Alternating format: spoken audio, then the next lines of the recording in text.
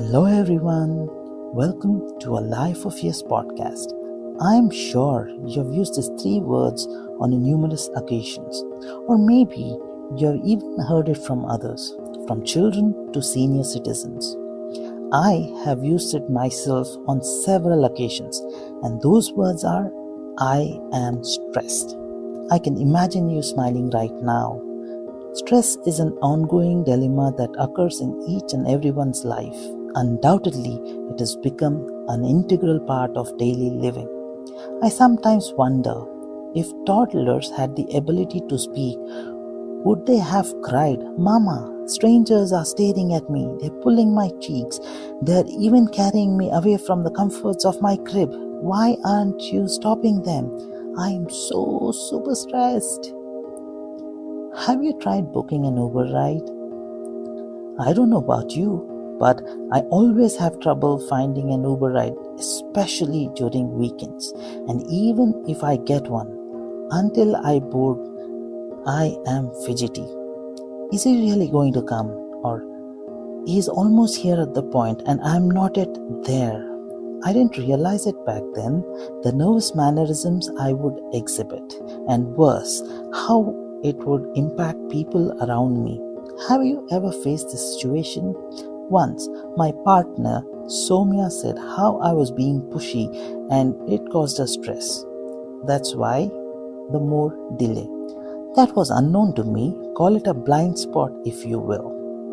I was getting stressed and unconsciously was stressing her.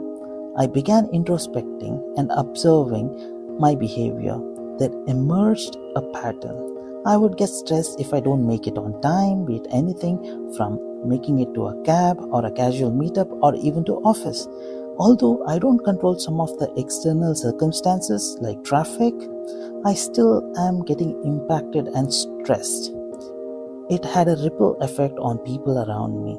Being an IT professional, the moment a problem is identified, we begin to find out the root cause and then, ultimately, the solution. I was no different.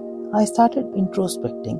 Why do I get stressed, especially when it concerns time? As I rummaged through my memory, like Sherlock Holmes would have done, voila! Just like that, I remembered how I was reprimanded during my childhood by a few relatives who'd never miss an opportunity to point out my tardiness.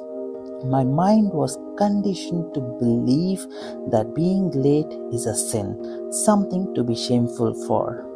I'll speak about mind conditioning in another episode, and by no means I am discarding or discounting the fact of being on time. That being said, let's first see what stress is. Stress is a physical, mental, or emotional stimuli that causes bodily or mental tension. People often associate stress as experiencing feelings of anxiety, feeling overwhelmed and edgy. Stress then is caused by a stressor. In the earlier example of booking an Uber, what do you think the stressor is? Is it Uber? Nah, it is my internal stimuli of getting late. That is a stressor. That is my reaction to the situation and not the situation itself. All caused by my belief of being late is shameful. There are plenty of stress coping mechanisms that help us reduce the effects of stress. Proper diet, exercise, maintaining good sleep hygiene, yoga, pranayama, meditation, these are wonderful tools to cope up with stress. But we still haven't addressed the root cause for the specific issue. Don't get me wrong, I still believe coping mechanisms for stress is wonderful, and I do follow most of them, if not all, myself. As a wise person once said, prevention is better than cure.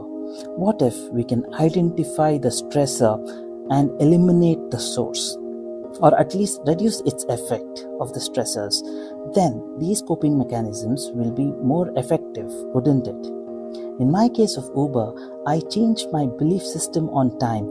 Hence, I am more calm and don't react if things related to time or things doesn't go according to my plan. Again, there are situations where immediate action is required. When it is a must, act on impulse we must. To summarize, first, identify the stressor that is causing you the stress. Second, try to eliminate the stressor.